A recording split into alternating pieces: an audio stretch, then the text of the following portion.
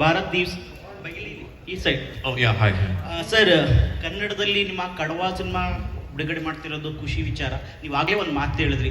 So ನನಗೆ cinema promotion ಅಲ್ಲದೇ ನಾನು ಮಲಯಾಳಂ ಸಿನಿಮಾ ಈ ಕನ್ನಡದಲ್ಲಿ ತುಂಬ ಚೆನ್ನಾಗಿ ಕಾಂಪ್ಲಿಕೇಟ್ ಇದಾಗಬೇಕು ಅಂತ. ನನ್ನ ಪ್ರಶ್ನೆ ಏನಂದರೆ, ಈಗಿನ ಬರ್ತಾ ಇರೋಂಥ ಸಿನಿಮಾಗಳ ಸ್ಟಾರ್ಗಳು, ಬೇರೆ ಭಾಷಾ ಸ್ಟಾರ್ಗಳು ಕನ್ನಡಕ್ಕೆ ಡಬ್ ಮಾಡಿದಾಗ ಅವರು ಕೂಡ ಕನ್ನಡದಲ್ಲಿ ಡಬ್ ಮಾಡಿರುವಂಥ ಉದಾಹರಣೆಗಳಿದೆ. ಫಾರ್ ಎಕ್ಸಾಂಪಲ್, ಇತ್ತೀಚೆಗೆ ರಿಲೀಸ್ ಆದಂಥ RR ಸಿನಿಮಾದಲ್ಲಿ ರಾಮಚರಣ್ ತೇಜ, NTR ಆಗ್ಬೋದು ಕೂಡ ಅವರ ಪಾತ್ರಕ್ಕೆ ಅವರು ಡಬ್ಬಿಂಗ್ ಮಾಡಿದ್ರು. ಸೊ ಆ ಥರದೊಂದು ನೀವು ಕೂಡ ಆ ಥರದೊಂದು ಪ್ರಯತ್ನ ಮಾಡ್ಬೋದಾಗಿತ್ತಲ್ವಾ ಅಂತ ಅನಿಸುತ್ತೆ. ಯಾಕೆಂದರೆ ಆ ಥರ ಮಾಡಿದಾಗ ನಿಮಗೂ ಕೂಡ ಸಾಕಷ್ಟು ಸಂಖ್ಯೆಯಲ್ಲಿ ಅಭಿಮಾನಿ ಬಳಗ ಕರ್ನಾಟಕದಲ್ಲಿ ಹುಟ್ಕೋಬೋದು ಅಂತ ಒಂದು ಕಡೆ ಆದರೆ ಕನ್ನಡ ಕಲ್ತಂಗೂ ಆಗುತ್ತೆ ಅಂತ ನನ್ನ ಅಭಿಪ್ರಾಯ. Unless somebody translates that into English, I'll do that, sir. I am going to have to reply in Malayalam. I'll do that. Yeah. So, you have dubbed your cinema in Kannada industry. So, why don't you try to dub your character also, as an RRR, Ram Charan sir and others have done that? Why didn't you try to do that in Kannada as well? Yeah, actually, very fair question. I was very particular that I really wanted to dub for Janaganamana and Kaduva, because we are doing this wide release, especially for Kaduva. Every other language film that I've done to date, I've dubbed myself. I've done Tamil, I've done Hindi, I've done one Telugu film for which I've dubbed myself. And I would absolutely love to dub in Kannada. I would love to pick up the language and dub in Kannada. Unfortunately, I was away shooting for a very big film for 3.5 months in Algeria and Jordan. So I couldn't find time to dub Kaduva in the other languages. I mean, even Tamil or Hindi, those are languages that I know. I couldn't dub because I was away. And we had this release deadline to meet. But it's a very good point. Down the line, I believe as actors, we will have to make that effort if we want to genuinely bring legitimate dubbed versions of our film. I do believe that as actors we need to make the effort of learning the language and dubbing it in our own voice, because your voice is as much a part of your performance as what you see on screen. Point taken, sir. I will make that effort. Missed out another question. Now I have to correct you, because even during the interview you kept addressing me as Sukumaran. That's my dad. Yeah. Prithviraj. Exactly, yeah. Yes. After Lucifer, Vivek Oberoi sir again part of this your movie especially. So how will be you and Vivek sir's tug of war? Yeah, so like I mentioned during our interview and also during my small speech in the beginning of the press conference, this film is very much about two men. The two men that you see in the teaser. And I keep joking to my co-collaborators that this is like a trilogy of male ego that I've done, because I did Driving License, then I did Ayappanam Goshi, and this is the third film that I'm doing where the core of the plot is very much about male ego. It's about two men, so-called macho men, who gets hurt in their ego and they decide to take on each other, and they just refuse to give up or give in. So it was very important that it does not come across as a one character, one actor plot. It is very much about two characters. It is very much about two people. And incidentally, the first time I heard this script, we had Mr. Biju Menon in mind to play the other character. And then Ayappanam Koshim happened, and it became such a big hit in Malayalam, and people around the country saw the film and spoke about it. Then we suddenly realized if Biju is going to again do this, it might just become one more of the same thing. And then as a second option, frankly, when I said Vivek Oberoi, nobody even discussed any further. Vivek is a very good friend of mine. I called him and I said, there's this film I want you to do, and there was nothing else asked. He came, he shot the film, and what he's brought into the film is priceless, because it is very important. Kaduva Kunil Kuruvachan, when you see, you will know, is a very, very powerful, larger than life kind of a character, and it was very important that the character opposite him is at least seems equally powerful and equally like a larger than life projection of a man. And Vivek has that aura. Vivek very much has that aura. And yeah, he's also very good at doing action and all that. There is action in the film, a lot of it, and it was nice working with him again. I look forward to doing more of it. License ಇರ್ಬೋದು ಅಥವಾ Lucifer ಇರ್ಬೋದು ಅಥವಾ Ayyappan question ಸಿನಿಮಾಗಳು ಬೆಂಗಳೂರಲ್ಲಿ ತುಂಬ ಒಳ್ಳೆ response ತಗೊಂಡಿತ್ತು ಮತ್ತು ಎಲ್ಲ ಕಡೆ ತುಂಬ ಒಳ್ಳೆ ಟಾಕ್ ಆಗಿತ್ತು. ಬಟ್ ಯಾಕೆ ನೀವು ಕನ್ನಡಕ್ಕೆ ಬರೋಕ್ಕೆ ಇಷ್ಟು ಲೇಟ್ ಆಯಿತು, ಯಾಕೆ ಸೋ ಲೇಟ್ ಅಂತ? Did you just ask me why am I not doing a Kannada film? Yes. I should dub actually Kannada. Yeah. I would love to. Kannada filmmakers, if you are listening, please, I want to do Kannada cinema. Please come and tell me some scripts. I would love to do Kannada cinema. I think Kannada cinema is now very exciting. I have some very good friends here actually. Prashant Neil is a friend of mine. Hombale, the whole group, they are friends and co-collaborators of mine. Yash, of course. Shivraj Kumar sir, he's in fact before all of them, I know all of them, Hombale or Yash or Prashant, I knew Shivraj Kumar sir, and he makes you sort of realize what it means to be a superstar, doesn't he? I mean, when you meet him, it's like a reminder that however big you become, stay grounded. So I have friends here.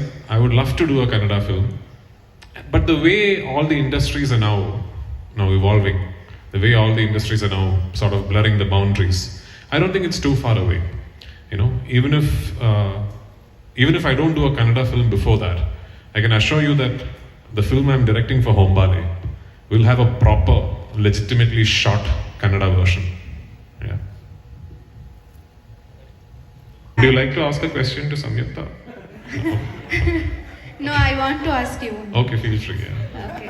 Direction ಮಾಡ್ತೀರಾ ಮತ್ತೆ acting ಮಾಡ್ತಿದ್ದೀರಾ. So ನೀವೇನಾದ್ರೂ ಕನ್ನಡ ಇಂಡಸ್ಟ್ರಿಯಲ್ಲಿ direction ಮಾಡೋದಕ್ಕೆ ಇಷ್ಟಪಟ್ರೆ ಯಾವ ಹೀರೋಗ್ ಮಾಡ್ತೀರಾ, ಮತ್ತೆ ನೀವು ಆಕ್ಟ್ ಮಾಡ್ತಾ ಇದ್ರೆ ಯಾರ ಡೈರೆಕ್ಷನ್ ಅಲ್ಲಿ ಆಕ್ಟ್ ಮಾಡ್ಲಿಕ್ಕೆ ಇಷ್ಟಪಡ್ತೀರಾ? I actually understood that question. Then my job is done. I understood that question. Yeah.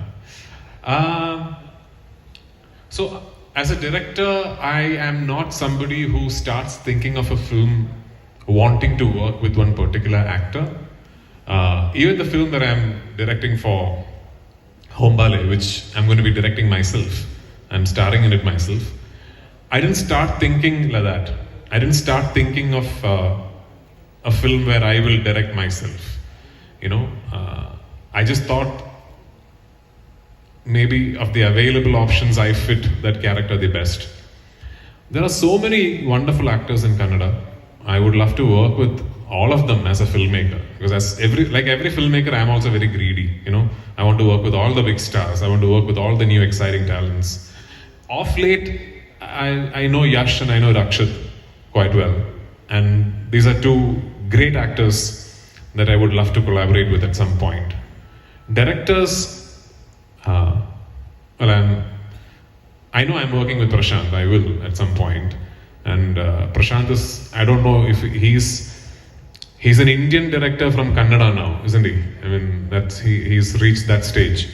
I don't know many names other than Prashant in terms of directors in Kannada, but there's this film that I saw long back and that blew my mind, called Lucia. So that filmmaker Rakshit, if he will direct a film with a Malayalam hero, I'm going to go audition for it. Yeah. Pushpa from South India, which was pan-India. Before that, Bahubali was there. Now KGF 2. Do you count on Kaduva to become on par with these two movies? No. See, I expect Kaduva to do good business, obviously. But it is not just about the business, right? Films like Bahubali, KGF and Pushpa, I think sort of grew in stature enough to almost become cultural icons. Kaduva is very much smaller in scale when compared to those films. Kaduva is much more rooted in nativity. Even the styling, the design, the aesthetics might not be something that appeals to everybody across the country. We are aware of it. There is a film that happens in the early 90s in a plantation belt called Pala Kanjarapalli in Kerala. We are aware that the styling and the aesthetics of the film might not necessarily appeal to people across the country. But why this is important, why this press meet, this promotional tour, this process is important, is that I think it's high time this starts. And it has to start at some point. I don't think Malayalam industry should wait to make that one giant film, to start doing these multiple city promotional tours where we spread awareness about our cinema before it comes on OTT platforms. Streaming services has been wonderful for Malayalam cinema. I think it's given us a legitimate national platform for people around the country to sit up and take notice of the content we make. But I also think it is important that even before that, we give film lovers across the country a genuine chance to come and watch Malayalam cinema at a language of their choice on the big screens. So, why I'm doing this for Kaduva is not just for Kaduva. It's for all the films that will follow. It's for the industry that I belong to. It's for the cinema that I'm in love with. And for the language that I know can create beautiful content consistently over a period of time. Sir, this is another gift of a pan-Indian category. Now you're doing pan-Indian movie. Is there any plans to do a pan-world movie in future? See,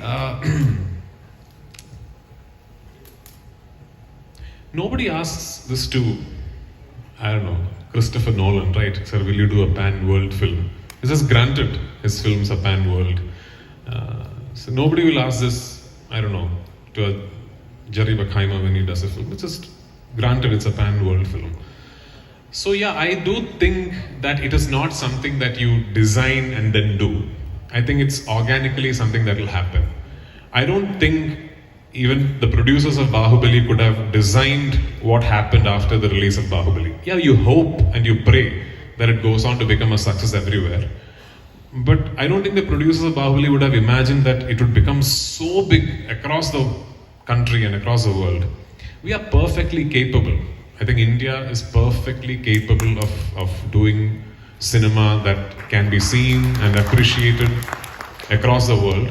And we don't need to look anywhere outside for content. I mean, you look into ourselves, you look into our culture, our heritage, our society. We can come up with so much of content. We have the skill, we have the technical expertise. Now we have the money, we have everything. So I think, yeah, I mean, if you mean by pan-world cinema that will release across the globe in theaters and people will come and watch it, I think we are getting there. We are definitely getting there. I mean, you look at reviews of something like an RRR online from the US and the UK, I'm assuming the next S.S. Rajamouli sir film will have a legitimate theatrical release across the world. We are getting there. We will get there. Yeah. I heard that you are going to be a part of Salar movie. Is it true? One question. Another question is the intention and intuition of the Ayappanam Kosham movie and Kaduva is a bit similar. How can we differentiate as an audience?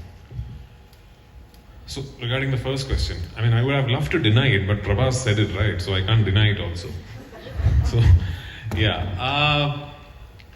See, Salar is a project that came to me long back. Even Hombale spoke to me about Salar even before I agreed to present KGF 2 and all that. Then the pandemic happened and the shoot got postponed. And this film that I was abroad shooting for 3 months, I had to finish that film. So in between, I thought I'm not going to be able to do Salar, right? So I had spoken to Prashant, I'd spoken to Hombale and said, I'm sorry, I don't think it's going to happen. But then again, the dates changed and Prabhas's dates had an issue. And then my dates, I managed to finish that film, the huge film that I was shooting in Algeria. I managed to finish that film. And then again, this thought came, hang on, maybe now the dates will work. I'll know tomorrow. I'm meeting Prashant tomorrow. So if Prabhas's dates and my dates and everything else falls in place, then maybe. But I've heard Salar. I've heard a narration. And I'm very excited to see the film.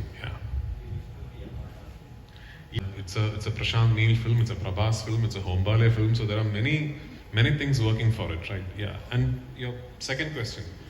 Yeah, it is very much similar in the core, like I said, because it's a tussle between two men. For what might seem like a silly reason, but then that keeps growing and keeps growing and keeps growing, and it just becomes a huge issue, not just for them, but for people around them as well. The difference between Ayyappanam Koshiyam and Kaduva would be that Ayyappanam Koshiyam was treated as a very real, subtle, organic piece of cinema. Even the writing style was like that. Kaduva is a more testosterone-fueled, cinematic, larger-than-life, commercial, mainstream version of that. The action is very different, the filmmaking language is very different, the scale on canvas is much bigger, and of course the story is different. The story is different, but the core motivation of the story is this tussle between two men. Yeah.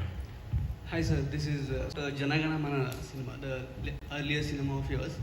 Actually ಏನಂತ ಹೇಳಿದರೆ ನಮ್ಮ ಕನ್ನಡ ಸಿನಿಮಾಗಳಲ್ಲಿ ಯಾವುದಾದ್ರೂ ತಮಿಳ್ ಅಥವಾ ತೆಲುಗು ಬ್ಯಾಕ್ಗ್ರೌಂಡಿನ ಒಂದು ಏರಿಯಾದ ಒಂದು ವಿಷಯನ ನಾವು ತಗೊಂಡ್ರೆ ಅಲ್ಲಿ ಅಥೆಂಟಿಕ್ ಆಗಿ ತಮಿಳ್ ಮತ್ತು ತೆಲುಗು ಮಾತಾಡೋರನ್ನ ನಾವು ಬಳಸ್ಕೊಂಡಿರ್ತೀವಿ ಸಿನಿಮಾಗಳಲ್ಲಿ. ಬಟ್ ಈ ಒಂದು ಪರ್ಟಿಕ್ಯುಲರ್ ಜನಗಣಮನ ಸಿನಿಮಾದಲ್ಲಿ ಇಟ್ ಈಸ್ ಮೌಂಟೆಡ್ ಇನ್ ರಾಮನಗರ, ಮತ್ತು ರಾಮನಗರ ಕಾಲೇಜಲ್ಲಿ ಕೂಡ ಇದು ಕೆಲವೊಂದು ನಡೆಯುತ್ತೆ ವಿಷಯಗಳು. ಬಟ್ ಯಾರು ಕೂಡ ಒಂದು ಅಥೆಂಟಿಕ್ ಆಗಿ ಕನ್ನಡವನ್ನು ಇಲ್ಲಿ ಮಾತಾಡಲ್ಲ. Why it is like that? And even the police officers also, some speak some broken Tamil and Kannada. But Kannada ಸರಿಯಾಗಿ ಯಾರು ಮಾತಾಡಲಿಲ್ಲ. ಅಂದರೆ ಮಲಯಾಳಂ ಇಂಡಸ್ಟ್ರಿಯಲ್ಲಿ ಒಂದು ಡೀಟೇಲಿಂಗಿಗೆ ಜಾಸ್ತಿ ಒಂದು ಒತ್ತು ಕೊಡ್ತಾರೆ. ಬಟ್ ಇದರಲ್ಲಿ ಅದು ಮಿಸ್ ಆಗಿದೆ, ಯಾಕೆ ಅಂತ. So Janaganamana, when I heard the story, I thought it was important that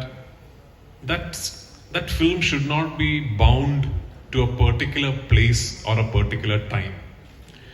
And why I thought that was important? Because it to me felt genuinely like a story that could happen at any place, at any time. It also had a prerequisite of seeming to be very cosmopolitan in nature. Meaning, it had to happen in a place where people speak different languages, there are different cultures, there are different etiquettes, all, coming together, like very cosmopolitan. So it had to be part fiction, part real, part inspired, part, completely fictional. So because of that, we placed it in a time, space and manner where there are people speaking different languages, broken versions of different languages, people seeming like they're from places you can't make out but you think you know. So that is the quality of Janaganamana that was deliberately woven into the narrative. And that was our effort at trying to make it seem universal. And I think we pulled it off, because I do believe that was one of the reasons why that film sort of hit a chord with people across the country. It seems like it could happen anywhere. And for us in Kerala, if you look at the geography or the topography of where could be a place where people speak more than 3 or 4 languages, people seem like they are from different places, people seem like they're from different cultures. It's that trifecta border of Kerala, Karnataka, Tamil Nadu, it's that place. Which is why we sort of placed it at a fictional place inspired by that cross-section. So one last question.